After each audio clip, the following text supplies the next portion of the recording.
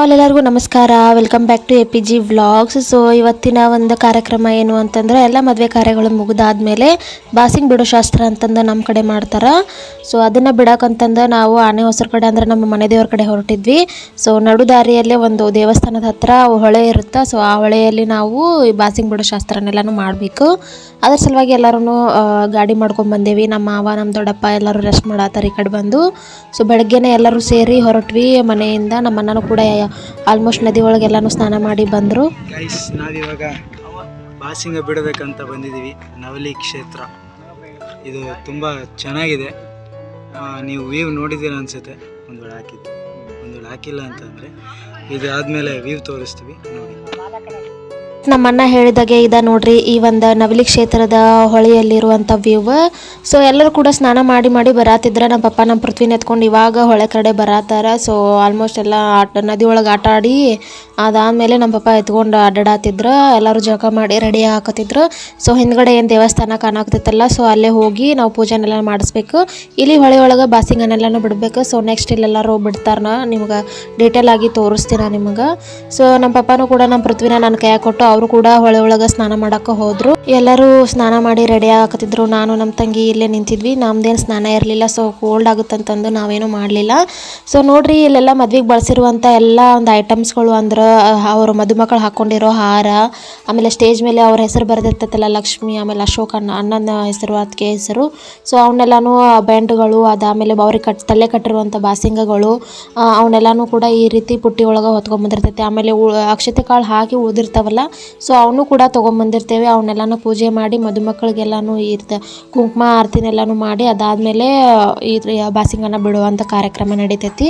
So ನಾವೆಲ್ಲರೂ ನಿಂತ್ಕೊಂಡು ಇಲ್ಲೇ ನೋಡಾತಿದ್ವಿ. ನಮ್ಮ ಪೃಥ್ವಿನ ಅವರೊಬ್ರು ಇವರೊಬ್ರು ಹೊತ್ಕೊಂಡು ಎಲ್ಲ ಟೈಮ್ ಪಾಸ್ ಮಾಡಾತಿದ್ರು. ಆಮೇಲೆ ನಮ್ಮ ಮಾವ ಮತ್ತು ನಮ್ಮ ಪಪ್ಪ ಇಬ್ಬರು ಕೂಡಿ ಈ ಕಡೆ ಈ ಒಂದು ಶಾಸ್ತ್ರನ ಮಾಡಾತಿದ್ರು. ನಮ್ಮ ಮಮ್ಮಿ ಹೇಳಾತಿದ್ರು. ಅಲ್ಲಿ ಅಣ್ಣಂದಿರು ಒಂದಿಷ್ಟನ್ನ ಕ್ಯಾಮ್ರಾ ಹಿಡ್ಕೊಂಡು ವೀಡಿಯೋ ಮಾಡಾತಿದ್ರು. ಸೊ ನಾನು ಕೂಡ ಒಂದಿಷ್ಟೇ ಬ್ಲಾಗ್ಸ್ದಾಗೆ ಆಗಿ ಎಲ್ಲನೂ ವೀಡಿಯೋ ಮಾಡ್ಕೊಳತಿದ್ನಿ. ಸೊ ಈ ಕಡೆಯಿಂದ ನಿಮಗೆ ತೋರಿಸ್ತೀನಿ ಯಾವ್ಯಾವ ರೀತಿ ಈ ಒಂದು ಶಾಸ್ತ್ರನ ಮಾಡ್ತಾರಂತಂದು. ಸೊ ನೋಡ್ಕೊಂಬರ್ರಿ ಈ ಒಂದು ಶಾಸ್ತ್ರದ ಬಗ್ಗೆ.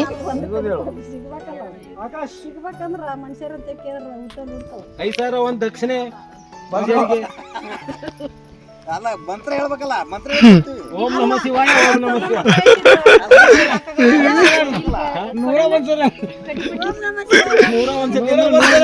ನೂರು ರೂಪಾಯಿ 101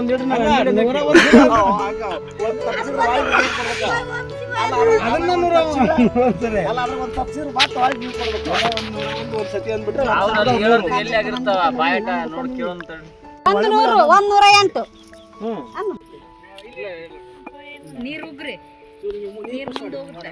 ಹಂಗೆ ಮುಂದೆ ಮಾಡ್ರಿ ಮಾಡ್ರಿ, ಮುಂದೆ ಹೋಗುತ್ತೆ. ಜೋರ್ಸಿ ಮಾಡಿ, ಜೋರ್ಸಿ ಮಾಡು, ನೀ ಮಾಡಿ ಮಾಡು. ಜೈ ಶ್ರೀರಾಮ್, ಜೈ ಶ್ರೀರಾಮ್, ಜೈ ಆಂಜನೇಯ, ಜೈ ಶ್ರೀ ಕೃಷ್ಣ.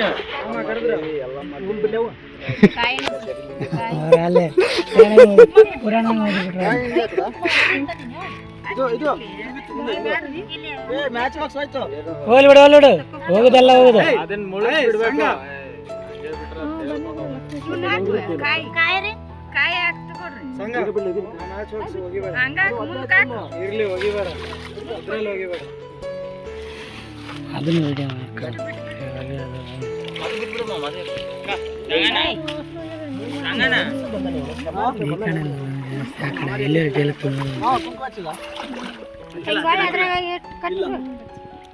ಇಲ್ಲೊಂದು ಹಾರ ಐತಿ. ಈ ಹಾರ ನಾವು ಈ ಕಡೆಯಿಂದ ಹಾರ ಐತಿ. ಇದು ತಿರುಗಿ ಮೆಲ್ಲ ಮೆಲ್ಲ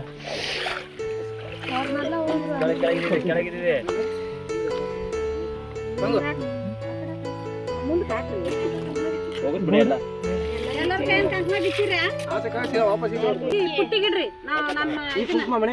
ಇದು ಮನೆಗೆ ಕುಂಕುಮ, ಎರಡು ಕಾಯಿ ಒಳಕಿ, ಒಂದು ಕಾಯಿ ಒಳಕಿ ಬಿಡು. ಅಲ್ಲೇ ಎಲ್ಲೆಡ್ಕಿ ಬಿಡ್ರಿ, ಎಲ್ಲೆಡ್ಕಿ ಬ್ಯಾಡ್ರಿ, ನದಿ ಬಂದು ಬಿಡು ಬ್ಯಾಡ್ರಿ, ಇಲ್ಲಿ ಬಿಡ್ರಿ ಕಾಕಾರ. ಹಿಂಗೈತ್ ನದಿ ಎತ್ಕೊಂತಾರೆ ಕೆಳಕ್ ಮಾರಿ ಹರಿಯಾಕತೈತಿ ನೋಡ್ರಾಗ. ಇದು ಯಾರ್ದವ್ರು ಚಾವಿ? ಕಳ್ಸ ತಗೋರಿ. ಅದೆಲ್ಲ ಮಾರಿ ಅಕ್ಕಿ ಎಲ್ಲ ಕೊಟ್ಟಿದ್ರಲ್ಲ, ಕೊಡ್ರಿ ಅವ್ನ ಅಕ್ಕಿ. ಅದಲ್ಲಿ ಬಿದ್ದದ ಇವ್ರದ್ದು ಕೈ ತುಳ್ಕೋ ನೋಡ. ಮೀನುಗಳ ಬದುಕೋದು ಹೆಂಗೆ ಇದನ್ನೆಲ್ಲ ಬಿಟ್ಟರೆ ಅದು ಹುಳ ಆಗಿ ನೀವು ಮೀನುಗಳು ತಿಂದು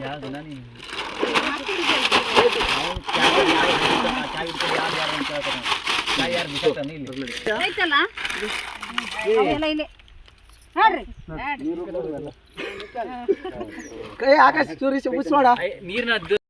ಇದು ಯಾವ ಗುಡಿ ಅಂತ ನಾವು ಫಸ್ಟ್ ಟೈಮ್ ಬಂದೀವಿ. ನಮ್ಮ ಪಪ್ಪ ಯಾವ ಗುಡಿ ಅಂತಂದ ಹೇಳ್ತಾರೆ ನಿಮಗೆ. ಇದು ಐತಿಹಾಸಿಕ ನವಲಿಯ ಜಡಿಲಿಂಗೇಶ್ವರ ದೇವಸ್ಥಾನ ಅಂತ. ಇದು ಕೃಷ್ಣಾ ನದಿಯ ಬಲಭಾಗದಲ್ಲಿ ನೆಲೆಸಿರ್ತಕ್ಕಂಥ ದೊಡ್ಡದಾದ ಮತ್ತು ಭವ್ಯವಾದ ಅತಿ ಪುರಾತನವಾದ ದೇವಸ್ಥಾನ.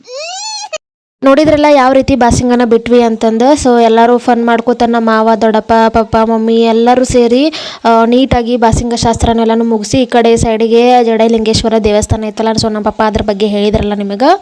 ಸೊ ಅಲ್ಲಿ ದೊಡ್ಡ ಗಂಟೆನ ಹೊಡೆದು ಅದಾದಮೇಲೆ ಒಳಗೆ ಬರಬೇಕು. ಸುತ್ತು ನೀರು ಐತಿ. ಇದಕ್ಕೆ ನಿಮಗೆ ಡೀಟೇಲ್ ಆಗಿ ತೋರಿಸ್ತೀನಿ ನೋಡ್ರಿ. ಪೂರ್ತಿ ಸಖತ್ತಾಗಿರೋ ಒಂದು ಆರ್ಕಿಟೆಕ್ಟ್ ಅಂತಲೇ ಹೇಳ್ಬೋದು. ಈ ಒಂದು ಗುಡಿಯ ಒಂದು ನೋಡಿದ್ರೆ ಸಖತ್ತಾಗಿರೋವಂಥ ಶೈಲಿ ಐತಿ.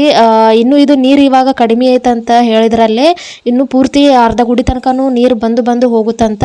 ಸೊ ಈ ಒಂದು ಗುಡಿನ ಫಸ್ಟ್ ಟೈಮ್ ನೋಡಿದೆ. ಹೊಸದಾಗಿ ನಿರ್ಮಾಣ ಮಾಡಿದಾರೆ, ಬಟ್ ಹಳೆಯ ಒಂದು ಕಾಲದ ಗುಡಿ ಅಂತಾನೆ ಹೇಳತ್ತಿದ್ರೆ ಇದ್ರ ಬಗ್ಗೆ. ಸೊ ನಮ್ಮನ್ನ ನಮ್ಮ ಪೃಥ್ವಿನ ಹೊತ್ಕೊಂಡು ಪೂರ್ತಿ ಆನಿನೆಲ್ಲ ಮುಟ್ಸಿ ಪೂರ್ತಿ ಆಟ ಆಡ್ಸತ್ತಿದ್ರ. ಸೊ ಈ ಒಂದು ಗುಡಿ ಒಳಗೆ ಎಲ್ಲಾನು ಸ್ವಲ್ಪ ರೆಸ್ಟ್ ಮಾಡಿ ಸ್ನಾನ ಮಾಡ್ಕೊಂಡು ಆಮೇಲೆ ಊಟನೂ ಕಟ್ಕೊಂಡ್ ಬಂದಿದ್ವಿ. ಬಟ್ ಊಟನ ಮನೆ ದೇವ್ರ ಕಡೆ ಹೋಗಿ ಅಲ್ಲಿ ಪೂಜೆ ನೆರವೇರಿಸಿ ಅಲ್ಲಿ ಹೋಗಿ ಊಟ ಮಾಡೋದು ಅಂತಂದು ಎಲ್ಲರೂ ಮಾತಾಡ್ಕೊಂಡ್ರು. ಸೊ ಈ ಕಡೆ ನನ್ನ ಮಗನ ಆಟ ಪೂರ್ತಿ ಜೋರಾಗಿ ನಡೆಯತ್ತಿತ್ತು. ಆಮೇಲೆ ನಮ್ಮ ಮಮ್ಮಿ ಪಪ್ಪನೂ ಮಾತಾಡ್ಕೊತ ನಿಂತಿದ್ರ. ಈ ಗುಡಿ ಒಳಗೆ ಫುಲ್ ತಂಪಾದ ವಾತಾವರಣ ಇತ್ತು. ಹೊರಗಡೆ ಸಿಕ್ಕಾಪಟ್ಟೆ ಬಿಸಿಲಿತ್ತು. ಸೊ ಇನ್ನೂ ಈ ಗುಡಿಯ ಮಾಹಿತಿ ಕೇಳ್ರಿಲ್ಲೇ.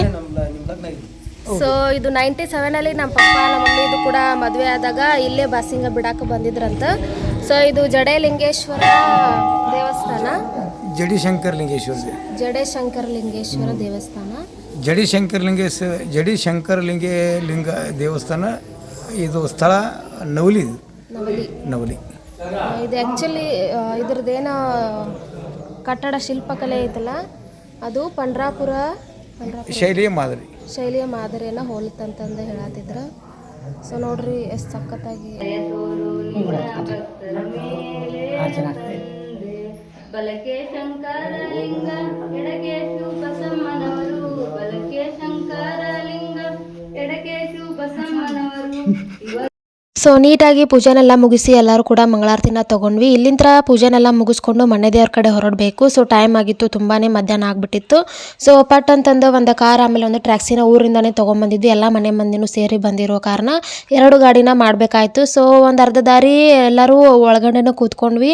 ಬಟ್ ಇಬ್ಬರು ಮೇಲೆ ಕೂತ್ಕೋಬೇಕಾಗಿತ್ತು. ಸೊ ಅರ್ಧ ದಾರಿ ಇಬ್ಬರು ಅಣ್ಣಂದಿರು ಕೂತ್ಕೊಂಡ್ರು, ಇನ್ನು ಅರ್ಧ ದಾರಿ ಇನ್ನಿಬ್ಬರು ಅಣ್ಣಂದಿರು ಕೂತ್ಕೊಳತ್ತಿದ್ರು. ಸೊ ಇಲ್ಲಿ ಎಕ್ಸ್ಚೇಂಜ್ ಆಗಾಕತ್ತಿದ್ರು. ಅಣ್ಣ ಮೇಲೆ ಹತ್ತಾತಿದ್ನ. ಸೊ ನಾನು, ನಮ್ಮ ಪೃಥ್ವಿ, ನಮ್ಮ ತಂಗಿ ಅವರೆಲ್ಲರೂ ಒಂದು ಕಾರಲ್ಲಿ, ಆಮೇಲೆ ಮಮ್ಮಿ, ದೊಡ್ಡಪ್ಪ, ದೊಡ್ಡಮ್ಮ ಅವರೆಲ್ಲರೂ ಟ್ರ್ಯಾಕ್ಸಲ್ಲಿ, ಮಾಮ ಆಮೇಲೆ ಆಕಾಶ್ ಅವರೆಲ್ಲರೂ ಒಂದು ಟ್ರ್ಯಾಕ್ಸಲ್ಲಿ ಇದ್ದರು. ಸೊ ಒಂದಿಷ್ಟು ಜನನೂ ಮೇಲೆ ಕೂತ್ಕೋಬೇಕಾಯ್ತು. ಸೊ ಫುಲ್ಲು ಸಿಕ್ಕಾಪಟ್ಟೆ ಥಂಡಿ ಇತ್ತು, ಆಮೇಲೆ ಗಾಳಿನೂ ಇತ್ತು. ಸೊ ಒಂದು ಅರ್ಧ ದಾರಿ ನಮ್ಮ ಅಣ್ಣಂದಿರು ಅಲ್ಲಿ ಕೂತು ಜರ್ನಿ ಮಾಡಲೇಬೇಕಾಯ್ತು ಪಾಪ ಅವರ. ಸೊ ಅದಾದಮೇಲೆ ನಮ್ಮ ಪೃಥ್ವಿನೂ ಕೂಡ ಕಾರ್ ಓಡಿಸ್ಕೊಂಡು ಅವ್ರನ್ನ ಫಾಲೋ ಮಾಡತ್ತಿದ್ನ. ಇನ್ನು ನೆಕ್ಸ್ಟ್ ಮನೆ ದೇವ್ರ ಕಡೆ ಹೊರಡಬೇಕು. ಸೊ ನಮ್ಮ ಮನೆ ದೇವರು ಆನೆ ಹೊಸರು ಹನುಮಪ್ಪ. ಸೊ ಅಲ್ಲಿ ಹೋಗಿ ಯಾವ ರೀತಿ ಪೂಜೆ ಮಾಡ್ತೇವೆ, ಏನೆಲ್ಲ ಯಾವ ರೀತಿ ನಾವು ಪೂಜೆನ ನೆರವೇರಿಸ್ತೀವಿ. ಭಾಳ ವರ್ಷ ಆದಮೇಲೆ ನಾವು ಆನೆ ಹೊಸರ್ಕ ಹೊಂಟಿದ್ವಿ. ಸೊ ನಮ್ಮ ಒಂದು ಹನುಮಪ್ಪನ ವಿಶೇಷತೆ ಏನು ಅಂತಂದ ನೀವು ನೆಕ್ಸ್ಟ್ ನೋಡ್ಕೊತ ಹೋಗ್ರಿ ಇಲ್ಲೇ.